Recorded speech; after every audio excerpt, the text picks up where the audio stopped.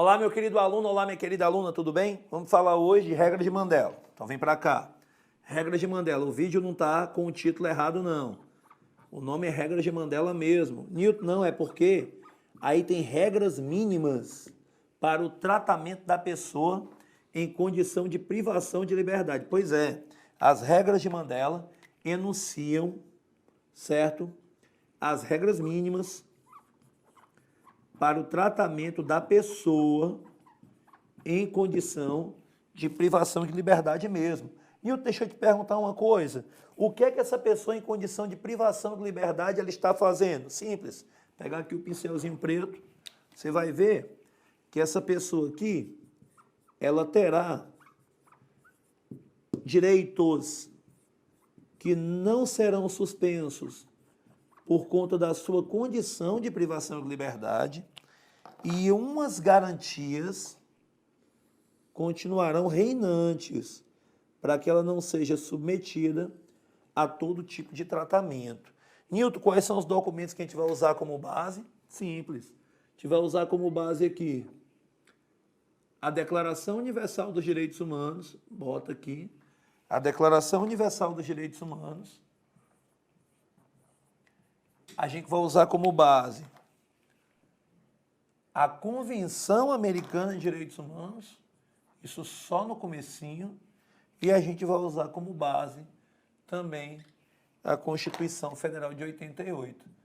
A Constituição Federal de 88. Aqui a gente vai usar os artigos 3º e 5º, artigo 3º e 5º.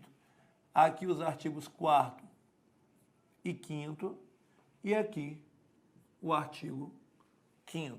Tranquilo? Aqui a gente vai falar do direito à vida, liberdade e segurança pessoal. Aqui a gente vai falar da vedação de alguns tipos de tratamento, como, por exemplo, tortura, tratamentos e castigos desumanos e degradantes. Aqui, mais uma vez, a gente vai falar da proteção do direito à vida. E aqui, mais uma vez, a gente vai falar da vedação de alguns tratamentos. E, no que tange à Constituição de 88, você já sabe, né? A vedação de algumas penas, a vedação de alguns tratamentos e também a proteção do direito à vida e do direito àquilo que nós chamamos de segurança jurídica. Então, vamos lá, porque tem no seu material. O que é que você tem? Declaração Universal dos Direitos Humanos, artigo 3º. Todo ser humano tem direito à vida, à liberdade e à segurança pessoal, lembrando que quando a dúvida cai em prova, é a memorização que mais é levada em consideração. No artigo 5º, a gente tem: ninguém será submetido a tortura, nem a tratamento ou castigo cruel, desumano ou degradante. Então, a gente protege o direito à vida e à segurança pessoal e veda alguns tratamentos. Aí você diz, poxa, esse texto que eu estou lendo na DUD, ele parece ser uma forma resumida do que eu vou ler na Convenção Americana de Direitos Humanos. Dentro do artigo 4º, mais precisamente no inciso 2, a gente também vai ter a proteção do direito à vida. Só que essa proteção do direito à vida não vai excluir, por exemplo, a pena de morte. Naqueles países que aplicam a pena de morte, eles terão que aplicá-la para os casos mais gravosos, dentro de um conjunto de regras estabelecidas. Então, a proteção do direito à vida não é absoluta, porém, você tem aqui critérios para a aplicação da pena de morte. No artigo 5º, você vai ter o direito à integridade pessoal. No artigo 5º, inciso 2, ele vai meio que repetir o que a gente viu no artigo 5º da Declaração Universal dos Direitos Humanos. Ninguém deve ser submetido a torturas, nem a penas ou tratos cruéis, desumanos ou degradantes. Toda pessoa privada da liberdade deve ser tratada com respeito devido à dignidade inerente ao ser humano. Portanto, a gente vai ter aqui um norte para o tratamento dessas pessoas em condição de privação de liberdade, que é o respeito à sua dignidade. É o respeito à sua dignidade. Você diz assim, Nilton, nesse momento eu estou encerrando meu vídeo, eu não estou aqui para assistir uma aula que defende vagabundo. É por isso que eu peço muito para você se desprender dos conceitos pré-estabelecidos, dos seus preconceitos. Por quê? Porque você é concurseiro, porque você é concurseira, e a gente está nesse momento tentando identificar como as provas podem me cobrar este tipo de assunto. Detalhe, já lhe adianto, grande parte das provas, elas lhe cobrarão a memorização das regras, principalmente as regras mais importantes, com relação à saúde, com relação a lazer, com relação à instrução. Porém, eu quero que você saiba que estas regras são baseadas em documentos internacionais que preservam a dignidade dessa pessoa que está em condição de privação de liberdade, que tem esse direito suspenso, mas também terá outros direitos garantidos, tá ok? Então, tranquilo, a gente viu o artigo 5º, inciso 2 da Convenção Americana de Direitos Humanos e a gente já passa para a Constituição, o caput do artigo 5º, ele já fala que todos são iguais perante a lei e garante a inviolabilidade de alguns direitos, entre os quais vida, liberdade, igualdade, segurança e propriedade. Claro, quem está falando aqui da vida, que não é um direito absoluto também. Claro, quem está falando aqui da segurança jurídica, tá ok? Nilton, mas o direito à liberdade está tutelado, mas o direito não é absoluto, portanto, essa liberdade pode ser flexionada quando eu pego a liberdade, via de regra, se chocando com a segurança. Isso vai fazer com que o indivíduo ele possa terá pena de privação de liberdade. Em compensação, algumas penas não podem ser aplicadas no Brasil, previstas no artigo 5º, inciso 47, essas penas aí, dentre elas, a de morte, de caráter perpétuo, de trabalhos forçados e de banimento. Né? Ah, Nilton, tem as cruéis também. Claro, mas você nota que tudo que eu tenho aqui é meio que uma repetição daquilo que eu já vi nos outros elementos normativos anteriores. Né? Nilton, vem cá. É verdade que lá no artigo 5º, inciso 3, eu vou ter uma vedação à tortura, a tratamento desumano, degradante? Vai, igual você viu nos outros elementos. E lá, no artigo 5º, inciso 49, o preso terá assegurado o respeito à integridade física e moral. Você notou que, na verdade, parece que se eu exprimir isso aqui, eu vou ter elementos que garantem essas regras mínimas baseadas na dignidade? Pois é. Essas regras que são de 1955, elas não são soltas, são chamadas de regras de Mandela, porque foram assim instituídas na África do Sul, e o presidente, aquele considerado o indivíduo que liberta a África do Sul do apartheid, ele também esteve preso. Então, nada mais é coerente, nada mais ligadinho do que essa relação de Mandela, África do Sul e essas regras que definem o tratamento mínimo das pessoas em privação de liberdade, tá ok? E eu tô mais assim, normativamente falando, quando a gente parte para as regras de Mandela propriamente ditas, qual é a primeira que você pediria para ficar com um cuidado maior, haja vista que se é memorização, eu quero ler aquilo que é mais cobrado em prova. A regra 12, que trata de acomodações, e você vai se surpreender, né? Porque o sistema carcerário brasileiro ele não é modelo para nada. Então, aqui no Brasil, a gente não consegue entender quando a gente fala que as acomodações, né, que as celas ou quartos para descanso noturno, eles vão ter, em média, olha aqui, ó, vou botar bem aqui, acomodações,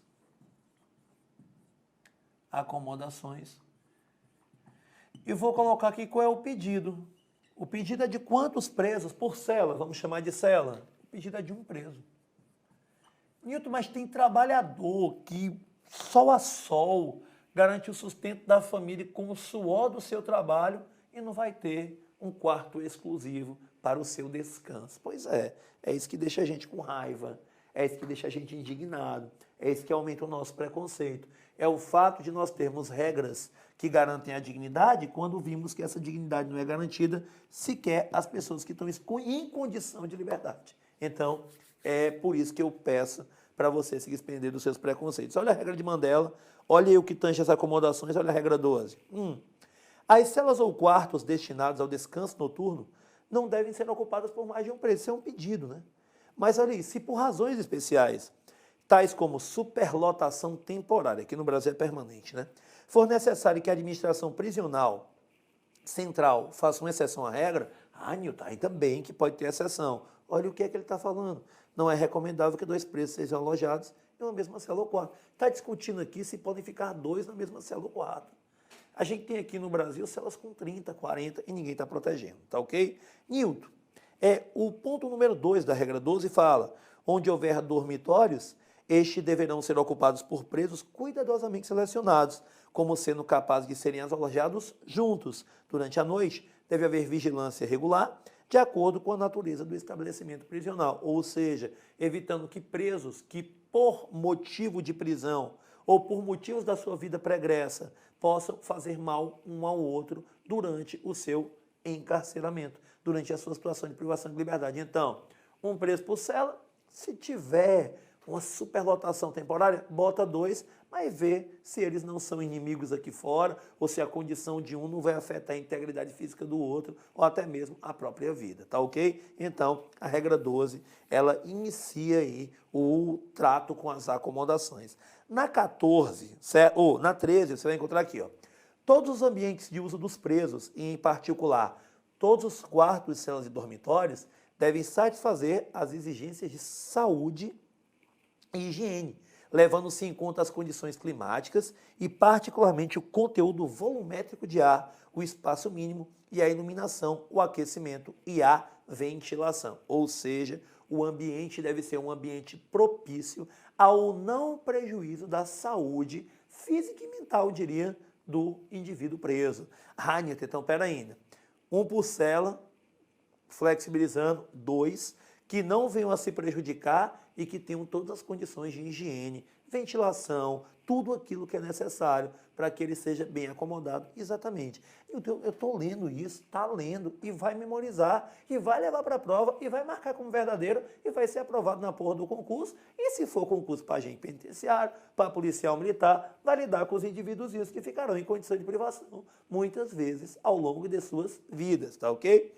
Regra 14 diz assim: em todos os locais onde os presos deverão viver ou trabalhar, olha o que é que eu vejo aí no que seria o ponto A. As janelas devem ser grandes o suficientes para que os presos possam ler ou trabalhar com luz natural e devem ser construídas de forma a permitir a entrada de ar fresco, mesmo quando haja ventilação artificial. E B, luz artificial deverá ser suficiente para que os presos puderem ler ou trabalhar sem prejuízo à visão. Ou seja, é um ambiente que muitas vezes você queria na sua casa. Uma janela grande, com espaço para leitura. Mas, Nilton, cara, essa aula já deu. Não é que essa aula tenha andado. É porque você está tendo na sua cabeça uma visão de dificuldade que você encara, muitas vezes, sem estar sendo punido. Mas imagine aí que essas regras aí, elas são muito adequadas e muito praticadas em países desenvolvidos, em que o indivíduo ele não se sente punido quando ele não comete um ato simplesmente pelas condições de desigualdade do país. Mas o indivíduo ele se sente punido, independente das regalias ou das regras mínimas para a dignidade que ele tenha, por estar em condição de privação de liberdade. Porque, note, a pena é a privação de liberdade. O que esta privação fará com o preso? Punir.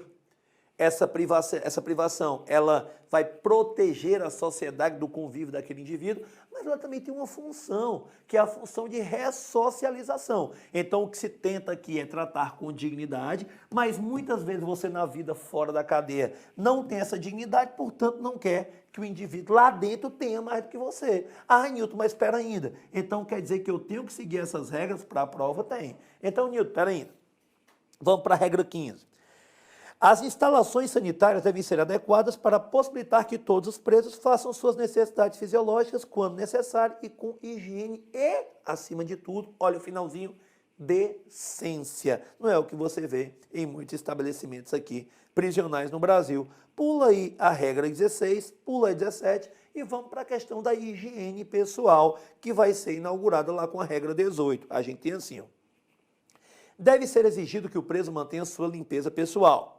E, para esse fim, deve ter acesso a água e artigos de higiene, conforme necessidade para a sua saúde e sua limpeza. Portanto, o preso não poderá ser privado daquilo que é necessário para a sua higiene pessoal, haja vista que essa limpeza pessoal é exigida.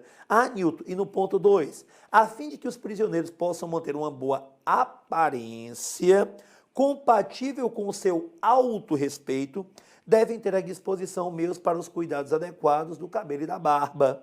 E homens devem poder barbear-se regularmente. Então, a higiene aqui, ela não diz respeito somente àquilo que trata-se de limpeza, mas também à aparência do indivíduo. O indivíduo ele deve ter contato com aquilo que lhe permita, através, olha que termo bem legal que tem aqui, autorrespeito, ele deve manter, de acordo com a sua vontade, o cabelo e a barba em uma situação de limpeza, vamos chamar de limpeza, tá ok? Então, a regra 18 aí, ela fala da higiene pessoal e quando você, cobrado em prova a respeito da aparência, não vai achar que isso é loucura, porque está aqui na nossa regra 18. A regra 19, ela inaugura a parte que diz respeito ao vestuário. Não só o próprio vestuário, a roupa que se veste, mas também a roupa de cama que esse preso terá direito. Aí temos aqui, todo preso que não tiver permissão de usar roupas próprias deve receber roupas apropriadas para o clima e adequado para mantê-los em boa saúde. Ou seja, lembre-se, a gente falou muito aqui da questão da luz natural e da ventilação. A gente falou aqui das acomodações com janelas amplas. Então, se o indivíduo ele está preso em um local quente, as roupas devem ser frescas, ou seja, roupas adequadas à condição climática daquela região. Se os indivíduos estão presos em um local frio, então é necessário roupas que melhor o agasalhem. Newton, eu não estou conseguindo assistir essa aula. De vez em quando vai por mim. Fica ruim até de dar essa aula, mas é assim. Então o indivíduo ele vai ter um vestuário que é adequado àquela condição climática em que ele está em situação de encarceramento, tá ok? Tais roupas não devem, de maneira alguma, ser degradantes ou humilhantes. Imagine aí que, porventura, eu decido que os presos eles vão cumprir pena vestido de roupas de palhaço, ou então vão cumprir penas com roupas que têm dizeres ofensivos à sua própria imagem. Isso não pode, tá ok? 2. Todas as roupas devem estar limpas e ser mantidas em condições adequadas. Roupas íntimas devem ser trocadas e lavadas com a frequência necessária para a manutenção da higiene, mas no 3 eu tenho uma regra excepcional, que tem assim, circunstância excepcional, sempre que um preso se afastar do estabelecimento prisional por motivo autorizado, deverá ter permissão de usar suas próprias roupas ou outra que seja discreta, para que ele não seja identificado lá fora como um indivíduo que pertence ao sistema carcerário. Nilton, tudo isso em nome da dignidade, tudo isso. Só que aqui no Brasil, a gente acaba confundindo, né, o que é digno com regalia. E eu concordo. Concordo para você que essa confusão é mais do que explicável por conta de situação que boa parte da nossa população vive. Então, Nilton, olha aqui, a gente acabou de falar daquilo que diz respeito ao vestuário e à roupa de cama. Então você vai encontrar isso no 19, no 20, no 21 com mais importância. Mas vamos lá para a regra de número 22, porque essa regra vai falar da alimentação. Aí você vai dizer, não, agora o negócio escancarou. Todo preso deve receber da administração prisional, em horários regulares, alimento com valor nutricional adequado à sua saúde e resistência, de qualidade, bem preparado e bem servido. Ou seja, a alimentação deve ser nutritiva e saborosa, tá ok? Não só o que você come, mas o que você bebe de mais básico, como no ponto 2, todo preso deve ter acesso à água potável sempre que necessitar. Ou seja, eu não vou utilizar-me aqui, certo, da limitação do acesso à água como pena, haja vista que a privação é de liberdade e não do acesso à água e comida. Diga-se de passagem, o alimento é um alimento que deve garantir a saúde e a resistência. E tem que ser bem preparado e bem servido. Regra 22, a gente está falando de alimentação. Na 23, tem algo que você nem sempre tem tempo de praticar por conta do corre-corre do trabalho para garantir o sustento da família. Mas o preso, ele tem direito, que é o exercício e esporte. Na regra 23 tem assim, todo preso que não trabalhar a céu aberto deve ter pelo menos 1 hora diária de exercício ao ar livre, se o clima permitir. Ah, Nilton, então quer dizer que se ele estiver num local muito frio, durante aquele período não é possível que ele vá para um ambiente externo? Tem problema não. Ele não vai, mas quando o clima permite, ele vai. Então ele vai ter direito a quanto tempo? Isso é uma coisa muito perguntada em prova. Se ele não trabalhar a céu aberto, pelo menos 1 hora diária. Se ele trabalhar a céu aberto, isso pode ser flexibilizado, haja vista que o trabalho a céu aberto já vai ser aqui enquadrado como exercício. E 2, aliás, muitas vezes eu fico até pensando que, até pelas minhas pontuações, você deve entender isso aqui como uma coisa absurda. Porém, vem cá. Quem é o indivíduo responsável, via de regra, por manter essa privação de liberdade? O Estado, certo? Isso aqui gera ao Estado, no caso brasileiro, custos. Então, muitas vezes, essas regras aqui, elas vêm a diminuir os custos com problemas de saúde do indivíduo em condição de privação de liberdade. por isso alimentação, por isso higiene pessoal, por isso exercício, por isso esporte, tá ok? Mas, volto a repetir, você muitas vezes não tem e acaba não gostando que indivíduos que cometeram delitos, eles passem a ter, né? Então, como você viu aqui, se não trabalhasse ao aberto, pelo menos 1 hora diária de exercício ao ar livre, claro, se o clima permitir. 2. Jovens presos e outros com idade e condições físicas adequadas devem receber treinamento físico e de lazer durante o período de exercícios.